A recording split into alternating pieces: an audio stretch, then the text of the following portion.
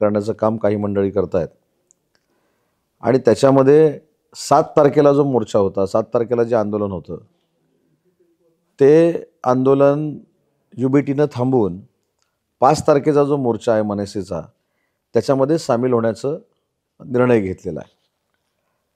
ह्याच्यामध्ये मला आपल्यामार्फत जनतेला सांगायचं आहे की हिंदी ही अनिवार्य नसताना, हिंदी सक्ती करायची नाही ही भूमिका असताना UBTनं हिंदीच्या या सगळ्या म्हणजे आंदोलनामध्ये सहभागी होणं, मला असं वाटतं की हा दुटप्पीपणा आहे. आणि दुटप्पीपणा एवढ्यासाठीच आहे, मी स्वतः राज्याचा उच्च व तंत्र शिक्षण विभागाचा मंत्री होतो आणि केंद्र शासनानं जे शैक्षणिक धोरण जाहीर केलं 2020 सालामध्ये, तर त्याची अंमलबजावणी महाराष्ट्रामध्ये कशी करायची यासाठी डॉक्टर माशेलकर साहेबांच्या नेतृत्वाखाली, अध्यक्षतेखाली एक समिती नेमण्यात आली. या समितीमध्ये 18 महाराष्ट्रातले दिग्गज तज्ज्ञ होते. डॉक्टर माशेलकर साहेब होते, भालचंद्र मुणगेकर होते, सुखदेव सोरात होते, निरंजन हिरानंदानी होते, काही संस्थांमध्ये काम करणारे अनेक मंडळी होती.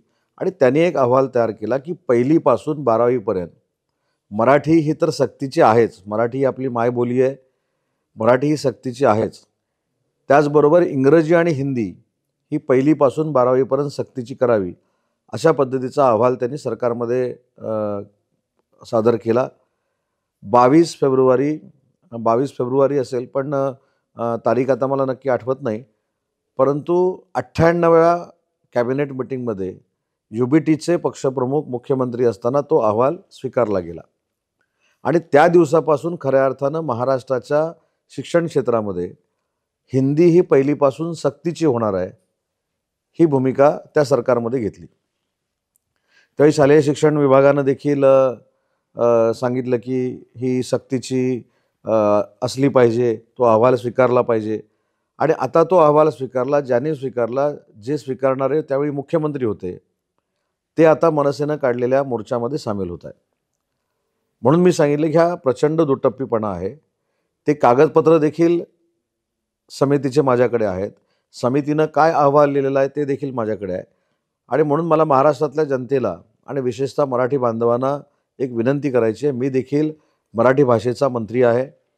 मराठी भाषेचं देशातलं सगळ्यात मोठं मराठी भाषा भवन हे मुंबईमध्ये सगळ्यात मोठी इमारत नरिमन पॉईंटला होते. मराठी भाषेचं उपकेंद्र हे ऐरोलीमध्ये होतं आहे. वि. शिरवाडकरांच्या गावामध्ये शिरवाड्याला मराठी पुस्तकांचं गाव आपण करतो आहे. JNUमध्ये दिल्लीला छत्रपती शिवाजी महाराजांचं मराठी भाषेचं अध्यासन केंद्र त्या ठिकाणी आपण करतो आहे. काश्मीरमध्ये मराठीचा उदो व्हावा, मराठी त्या ठिकाणी पोचावी, यासाठी काश्मीरमध्ये देखील मराठी पुस्तकांचं गाव आपण करतो आहे. देशामध्ये 17 ठिकाणी बृहन मराठी मंडळ आहेत, ती वाढून 74 ठिकाणी, ज्या ठिकाणी मराठी बोलली जाते, मराठी भाषिक ज्या ठिकाणी आहेत, तिथं देखील बृहन मराठी मंडळं निर्माण करण्याचा महाराष्ट्र राज्य सरकारचा प्रयत्न आहे. मग हे सगळं मराठी आमची मायबोली आहे यासाठी महायुतीचं सरकार करतं आहे. परंतु मराठी बाजूला करून हिंदीची सक्ती केली जाते, अशा पद्धतीचा जो फेक नरेटिव्ह सेट करण्याचा प्रयत्न काही मंडळी करतायत, हे फार चुकीचं आहे. मराठी ही आमची मायबोलीच महाराष्ट्रामध्ये सक्तीची आहे. मराठी ही मायबोलीच बोलली गेली पाहिजे, ती प्रत्येकाला बोलता आली पाहिजे. याच्या उपर जाऊन सांगतो की मागच्या वेळी एकनाथ शिंदेसाहेब राज्याचे ज्यावेळी मुख्यमंत्री होते, त्यावेळी 10वीपर्यंत असलेली मराठीची सक्ती ही 11वी-12वी करण्याचा देखील अहवाल हा महाराष्ट्र शासनाकडे दीपकभाई केसरकर मंत्री असताना हा महाराष्ट्राकडे आलेला आहे. त्याच्यामुळे जे सरकार मराठी 12वीपर्यंत सक्तीचं करू पाहतं आहे, त्यांना सांगायचं की मराठीबद्दल तुम्हाला द्वेष आहे, तर हा एक राजकीय मुद्दा आहे. महानगरपालिकेची निवडणूक कदाचित आली म्हणून कदाचित हा मुद्दा असेल, परंतु ज्यांनी हिंदी स्वीकारली, ज्यांनी हिंदीची सक्ती करण्याचा अहवाल स्वीकारला, हिंदीची सक्ती व्हावी म्हणून जी शिफारस केलेली आहे ती मुख्यमंत्री असताना स्वीकारली, तेच UBTचे लोक आज त्या मोर्चामध्ये सहभागी होत आहेत. हे आपलं सगळ्यांचं दुर्दैव आहे. आणि ह्याच्यातनं पुन्हा एकदा दुटप्पीपणा काय असतो राजकारणातला, हा महाराष्ट्राच्या जनतेच्या समोर नक्की आलेला आहे. 7 तारखेला स्वतःहून जर मोर्चा काढला तर आपणच हिंदीचा स्वीकार केलेला असल्यामुळं, आपणच हिंदी सक्तीची आहे तो अहवाल स्वीकारला असल्यामुळे UBTच्या मनामध्ये शंका आहे की आपल्या मोर्चाला किती लोक उपस्थित राहतील. आणि म्हणून जो मोर्चा मनसेच्या नेतृत्वाखाली निघतोय त्याच्यामध्ये सामील होऊन ही मनसेची ताकद नाही, ही सगळी युबीटीची ताकद आहे असं दाखवण्याचा त्यांचा प्रयत्न आहे. दुसरी महत्त्वाची गोष्ट की मी मध्ये देखील सांगितलं होतं की या माध्यमातून आम्हाला तुमच्यासोबत यायचंच आहे. तुम्ही आम्हाला नाकारलं तरी आम्ही तुमच्यासोबत येणार आहे. तुम्ही नाही म्हटलं तरी आम्हाला बरोबर घ्या. अशा पद्धतीची भूमिका युबीटी घेते. हे देखील आता महाराष्ट्र बघतंय. त्याच्यामुळे मला असं वाटतं की त्यांचे जे मुद्दे आहेत की आम्ही असं केलं, तसं केलं, त्यांना महाराष्ट्राला उत्तर द्यावं लागेल की तुम्ही स्वतः हिंदीच्या सक्तीचा अहवाल हा महाराष्ट्रामध्ये का स्वीकारला? हा मोर्चातनं त्यांना उत्तर द्यावं लागेल. मोर्चाच्या भाषणामध्ये सांगावं लागेल की हिंदीची सक्ती आम्ही का स्वीकारली युबीटीनं, आणि मग त्यांना अधिकार आहे अशा मोर्चांमध्ये सामील व्हायचा. हिंदी अनिवार्य नाहीच आहे, हिंदी सक्तीची नाहीच आहे. हे परवाच्या पत्रकार परिषदेमध्ये मुख्यमंत्र्यांनी सांगितलं, आमच्या शिंदे साहेबांनी सांगितलं.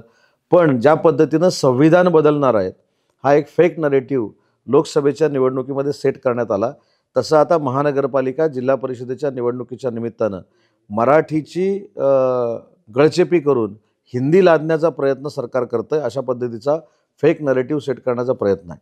बरं, दुसरा तुम्ही प्रश्न विचारला की ते दावा करतात. मी अनेक वेळा सांगितलं की त्यांनी नरेंद्र मोदी साहेब पंतप्रधान होणार नाहीत हा दावा केला होता.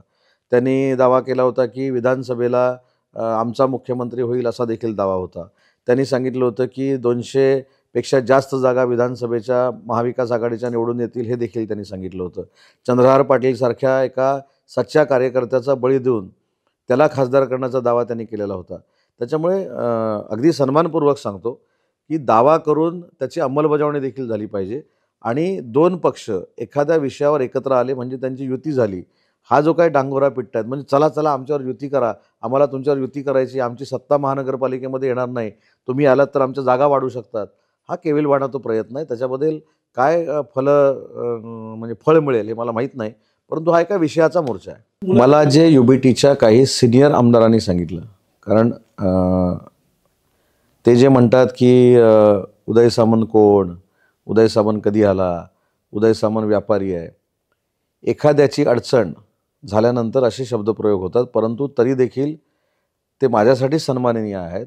परंतु एक महत्त्वाची गोष्ट सांगतो की मला युबीटीच्या अनेक सिनियर आता 20 पैकी आमदारांनी सांगितलेलं आहे की गेल्या 17 वर्षामध्ये 18 वर्षामध्ये कधीही संवाद झाला नाही. ज्यावेळी राजसाहेबांच्या कुटुंबामध्ये काही अडचणी निर्माण झाल्या त्यावेळी देखील संवाद झाला नाही. त्याच्यामुळे आता युती करण्याच्या संदर्भात किती काही लोक उतावळे झालेत त्याचं हे मूर्तिमंत उदाहरण आहे. हे मी नाही सांगत आहे, हे युबीटीचे काही सिनियर आमदार सांगत आहेत, ज्यांनी राजसाहेबांबरोबर देखील काम केलेलं आहे आणि युबीटीच्या पक्षप्रमुखांबरोबर देखील काम केलेलं आहे. एका आमदारांना तर असं सांगितलं की एका कार्यक्रमामध्ये राजसाहेबांबरोबर तो सिनियर आमदार बोलला म्हणून त्यांना रात्री फोन करून देखील झापण्यात आलं. त्याच्यामुळे राजसाहेबांबरोबर बोलल्यानंतर ज्यांना झापलं जातं पक्षातल्या लोकांना, त्यांच्याबरोबर युती करणं न करणं हा प्रत्येकाचा वैयक्तिक प्रश्न आहे. परंतु मग काँग्रेसची साथ ते सोडणार आहेत का, शरद पवार साहेबांची साथ ते सोडणार आहेत का, ह्या सगळ्या गोष्टी अजून भरपूर पुढे आहेत. असं एका मोर्चामुळं काही विषयासाठी एकत्र आल्यामुळं आणि आपण हिंदीची सक्ती केलेली जी आहे ती झाकण्यासाठी मनसेच्या मोर्चामध्ये सामील होऊन याच्यातनं काही आउटपुट मिळेल असं मला वाटत नाही. मला तर आता असं वाटायला लागलेलं आहे की काही दिवसापूर्वी राऊत साहेब हे NCPची भूमिका मांडत होते, राष्ट्रवादी काँग्रेस पार्टी शरद पवार साहेबांची. आता ते मनसेची भूमिका मांडत आहेत. त्याच्यामुळं ठीक आहे, त्यांना जी काय भूमिका मांडायची ते मांडू दे. परंतु युबीटीच्याच काही सिनियर आमदारांनी जे प्रश्न आमच्यासमोर उभे केलेले आहेत, आमच्यासमोर चर्चा करताना त्याची उत्तरं अनुत्तरितच आहेत ना. त्याच्यामुळं मराठीच्या मुद्द्यावर, कारण मराठीला आमचा देखील पाठिंबा आहे, मराठी ही आमची देखील मातृभाषा आहे, ही आमची देखील मायबोली आहे. म्हणूनच मी सांगितलं की मराठी भाषेचा मंत्री म्हणून कुठं कुठं काय काय होतं आहे. त्याच्यामुळे एखाद्या विषयावर दोन नेते एकत्र आले म्हणजे त्यांची युती होते अशातला भाग नाही. कारण आपल्याला माहीत असेल की 5-6 वर्षापूर्वी भाजपबरोबर युती करणारच नाही अशी देखील भाषणं झालेली होती, परंतु पुढे नंतर परत लोकसभेला युती झाली. त्याच्यामुळे हे राजकीय पत्रकार परिषदा आहेत, राजकीय भूमिका आहे आणि आम्हाला तुमच्यासोबत घ्याच, आम्हाला तुम्ही काय द्या नाही तर देऊ नका, पण आम्हाला तुमच्याबरोबर घ्या. कारण आमचे नगरसेवक मुंबईमध्ये निवडून येणार नाही आहेत. तुमची ताकद जर मिळाली तर दखल घेण्याएवढे आमचे नगरसेवक निवडून येतील, हा त्याच्यामागचा उद्देश आहे. नाही, मी ह्याच्यामध्ये देखील सांगतो की मराठीच्या बाबतीतली मांडलेली मनसेची भूमिका ही बरेच दिवसापूर्वीची आहे. युबीटी आता त्याच्यामध्ये आलेला आहे आणि युबीटीचा मोर्चा हा वेगळा होता, 7 तारखेला होता. 6 तारखेला मनसेचा मोर्चा होता. 6 तारखेला एकादशी असल्यामुळं माझ्या माहितीप्रमाणे त्यांनी तो 5 तारखेला केला आणि 5 तारखेला केल्यानंतर 7 तारखेच्या मोर्चावाल्यांना असं वाटलं, म्हणजे मी त्या समितीला दोष देत नाही. दीपक पवार आणि ही जी सगळी प्रामाणिकपणानं संघर्ष करतायत तो त्यांचा वैयक्तिक मुद्दा आहे. पण त्यांच्या आंदोलनाच्या मागं जो मोर्चा होता, तो मोर्चा स्वतःच हिंदीची सक्ती केली हे जेव्हा लक्षात आलं, त्या मोर्चाला प्रतिसाद मिळणार नाही. म्हणून ते आता राजसाहेबांच्या मनसेमध्ये झेंडा नाही अजेंडा ही जी काही त्यांनी घोषणा दिली त्याच्यामध्ये त्यांना सामील व्हावं लागलं. नाही नाही, विरोधक म्हणजे आज रत्नागिरीमध्ये देखील 3 वाजता काहीतरी आंदोलन आहे. मला असं वाटतं की आता मराठीच्या मुद्द्यावर नवसंजीवनी मिळवण्याचा काही लोकांचा हा प्रयत्न आहे. त्याला कितपत यश येईल आपण जिल्हा परिषद, पंचायत समिती, नगरपालिकेच्या निवडणुकांमध्ये बघू. नाही, याच्यामध्ये तशा पद्धतीचं असेल तर पक्ष म्हणून नक्की आम्ही ती भूमिका घेऊ. शिंदेसाहेब देखील अशा लोकांना जवळ करत नाहीत, ही आमची स्पष्ट भूमिका आहे. पण लोकसभेच्या निवडणुकीमध्ये मुंबई बॉम्बस्फोटातला एक गुन्हेगार, एक गुंड, एक नालायक माणूस घेऊन ही सगळी आता आरोप प्रत्यारोप करणारी जी लोक आहेत हे मुंबईच्या प्रचारामध्ये UBTसाठी फिरत होते. ज्यावेळी UBTचा उमेदवार खासदारकीचा निवडून आला तेव्हा पाकिस्तानचा झेंडा देखील फडकवला गेला. त्याच्यामुळं अनावधानानं एखादा पक्षप्रवेश झाला असेल तर ते आम्ही सुधारू शकतो. शिंदेसाहेबांना तेवढं राजकारण कळतं, ते राजकारणातले परिपक्व असल्यामुळंच काही लोकांचा त्यांनी टांगापलटी केलेला आहे.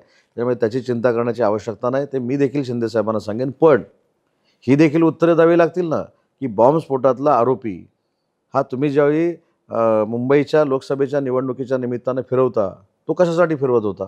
म्हणजे मी कुठच्या गुन्हेगाराला पाठीशी घालत नाही.